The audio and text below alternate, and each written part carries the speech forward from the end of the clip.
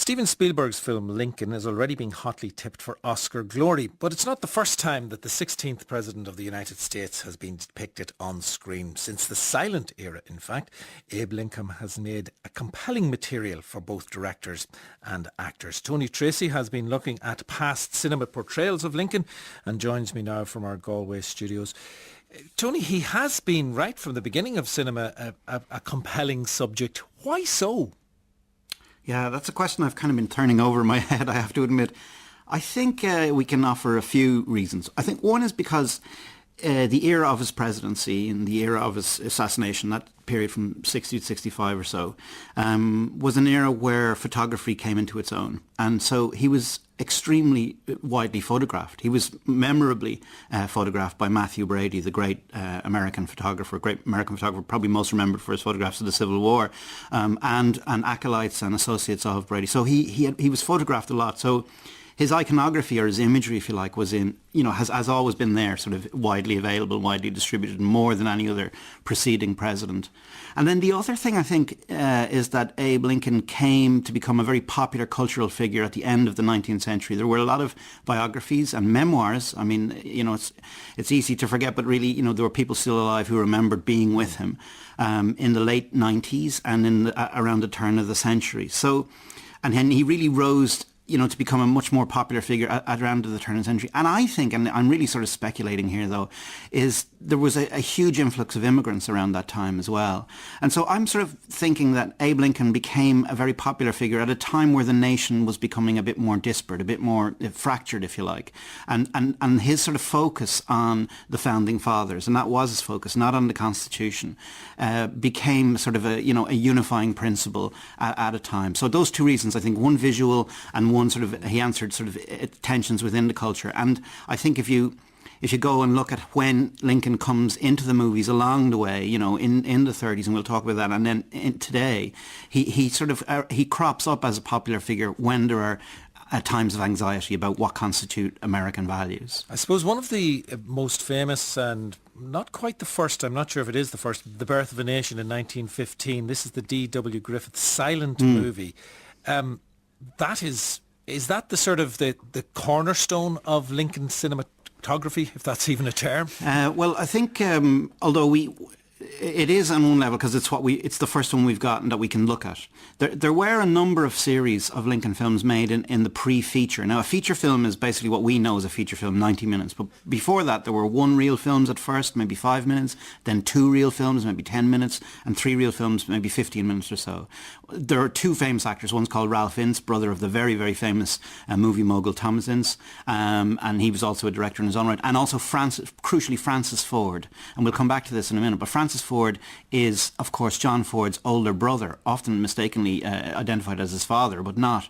And Francis Ford crept away from the house in Maine, changed his name from Feeney to Ford when he went west to become an actor. And it was from him that his younger brother, John Ford, took the name Ford. And also it was from him that he took his love of Lincoln. And Francis Ford played Lincoln in 7 films, all of which have been lost for most of film history, and one of which was accidentally found 2 years ago in a garage that was being destroyed in New Jersey.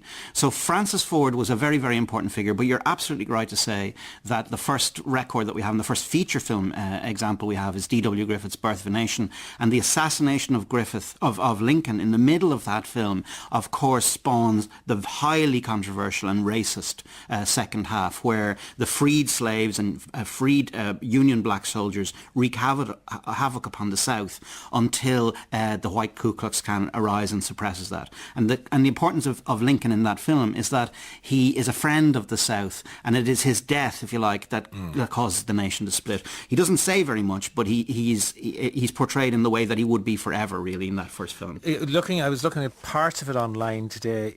It's a silent movie, but you get these peculiar sound effects like crowd noises and gunshots, and as well as the music. Was that unusual for that period? Yeah, and I don't know what version you were looking at there, but that wouldn't have been that's something someone's added. Made up. Yeah, no, it would not have been there. I was wondering about that. The first time I ever saw it actually was in New York, and it was completely silent. And it's a very hard film to watch completely silent in its original form. It would have had music. It's very long, isn't it? It is very long, and the only sound effects that I had in that first screening of it were several people snoring in the audience. But Lincoln. Griffith's relationship with Lincoln is very complicated because Lincoln was a Southerner. He was from Kentucky himself, as was Lincoln to begin with, of course. And Griffith was surprisingly charitable towards Lincoln, who he describes in that film as a great friend of the South. And it is that portrait that he carries into his 1930 film, which is his only sound film. It's actually amazing to think that he's making films the same year as Cagney and those kind of people, because the film is so out of date and so old-fashioned. But it's also the first complete, and indeed to this day, the only complete life story of Lincoln is told by D.W. Griffith. After him, there are only excerpts of the life told. And in that film, made in 1930, called Lincoln, Walter Houston, father of John Houston, grandfather of Angelica Houston, plays the title character. The Houston family are all over portrayals of Lincoln, either as directors or as actors, given what you've already told us about Francis Houston. Ford. I'm for mixing the two families up. Yeah. I do that too. It's an easy thing to do. They're not related at all. Not at all. All right. Let's move on then to, I suppose, one of the early talkies. Well, as I say, the very first talkie is this film, Lincoln, with Walter Houston, father of John. And he was an extraordinary actor. I mean, most people might remember him for Yankee Doodle Dandy, the biography of Cohen, George M. Cohen, with Cagney, in fact. He was kind of a very louche, casual, lanky, gangly kind of a character.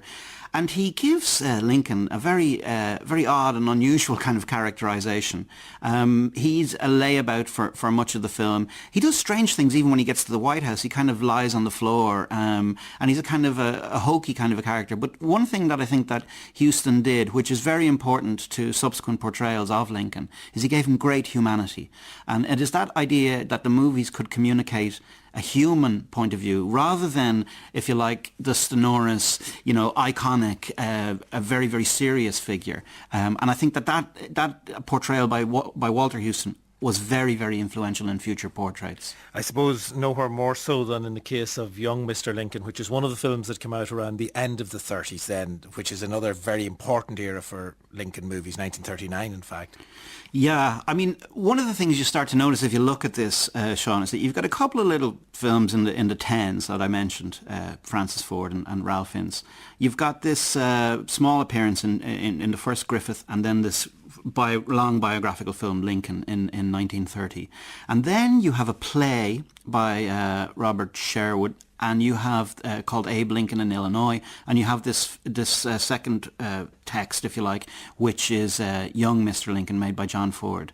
And you have a great and strong interest in Lincoln in the 1930s. And as I was saying at the top, Lincoln somehow answers to the anxieties of the 30s. In particular, I suppose, obviously, the Great Depression and the anxieties between the North and South and wealth and so on like that. And he really becomes the iconic figure. And he appears, of course, in the 1939 film, Mr. Smith Goes to Washington as well. The Lincoln Memorial, built 1922, appears in that film and appears in lots of films since. So it's the 30s that really solidify Lincoln in the movies. Let's listen to something from Abe Lincoln in Illinois. This is the one that's based on the famous Robert Sherwood play on Broadway, and Raymond Massey playing the part of Lincoln. In his final words tonight, the judge said that we can be the terror of the world. I don't think we want to be that. I think we would prefer to be the encouragement of the world, the proof that at last man is worthy to be free. But we shall provide no such encouragement unless we can establish our ability as a nation to live and grow. And we shall surely do neither if these states fail to remain united. There can be no distinction in the definition of liberty as between one section and another, one class and another, one race and another. A house divided against itself cannot stand. This government cannot endure permanently, half slave and half free. When you listen to that in the light of the speech we heard yesterday in Washington, Yes. there are real echoes, aren't there? Yes, and isn't it remarkable? You know, as I say, these tensions, the Lincoln texts, the Lincoln important films emerge at moments of crisis, of anxiety, of tension. I mean, I've read Raymond Massey's autobiography, or sections of it anyway, where he talks about the premiere of that film and the private screening for FDR, and FDR adored it, and he said to Massey, you know, he wrote all his own speeches as a kind of, you know, in envy, if you like, of that. And so we see, as you say quite correctly, we see that echoed yesterday. What's interesting about that speech, actually, Seán, is that it is the first time that slavery is brought up as a theme. Surprisingly, what happens in the Griffith films is the emphasis is on preserving the Union, and the Lincoln character cries about the potential loss of the Union, whereas in the 1930s the slavery theme begins to emerge ever more strongly. Let's move on to listen to a clip from young Mr. Yeah. Lincoln with Henry Fonda, and just listen to the difference in tone here. Yeah. Gentlemen and fellow citizens, I presume you all know who I am. I'm plain Abraham Lincoln. I've been solicited by many friends to become a candidate for the legislature. My politics are short and sweet, like the old woman's dance. I'm in favor of a national bank, of the internal improvement system, and high protective tariff.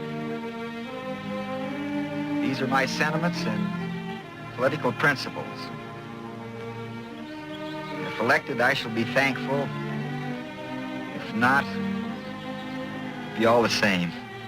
And interestingly enough, this is just a nice down-home guy. Yeah. How historically accurate is the Ford film, Young Mr. Lincoln? Well, they make a fascinating contrast, given that they were made more or less the same time. I mean, the chronology is a bit sort of complicated, because Abe Lincoln in Illinois plays for 3 years in Broadway. It's huge. It wins a Pulitzer Prize. It's a massive hit. Massey is hugely celebrated. While that is essentially still on the stage, Ford makes it his version, his film, and then Abe Lincoln in Illinois as a film comes out subsequently, and to the absolute chagrin and disgust of the studio, as you can imagine, and Abe Lincoln in Illinois as a film is a failure. Now, in terms of the difference of, as you say, of emphasis or characterization, they reckon that, you know, Abe Lincoln in Illinois is more historically accurate, and certainly it's about a number of key moments and historical episodes. And the speech that you played, for instance, the Douglas speech, which was a condensation of 7 speeches, is powerful. It is a changing moment, and it is a moment where he comes into his own. But crucially, at the end of the film, he heads off for Washington. The war isn't there at all. In John Ford's screenplay, there's no speechifying really at all. And in fact, it's a very enjoyable film to watch, because you're constantly wondering, when is the big event's going to happen, as you would expect in the biopic, as you get from Griffith onwards. And he avoids them studiously. The film deals with, it deals with a historically true event, a case, but it's not identified with the same names or anything. And so what Ford is interested in, and it's incredibly courageous really, is the man. And it is a man he clearly knows very well. He doesn't hang his narrative on historical events. Finally, Tony, and just in 2 or 3 words, if somebody who's going, we're going to talk about the Steven Spielberg film on Thursday night on the programme. If somebody's going to see that in the next couple of weeks, which one of the older films would you tell them to watch first? Well, I think it has to be Ford. And the other thing I would say is that Spielberg's Lincoln, of course, deals with an event very near the end of his life, which is not dealt with in the Ford film at all. Right, so it will sort of set you up without spoiling anything. Exactly. That's Tony Tracy talking to us about previous Lincoln films. We'll be reviewing Steven Spielberg's Lincoln on Arena on Thursday evening, the film being released this Friday nationwide.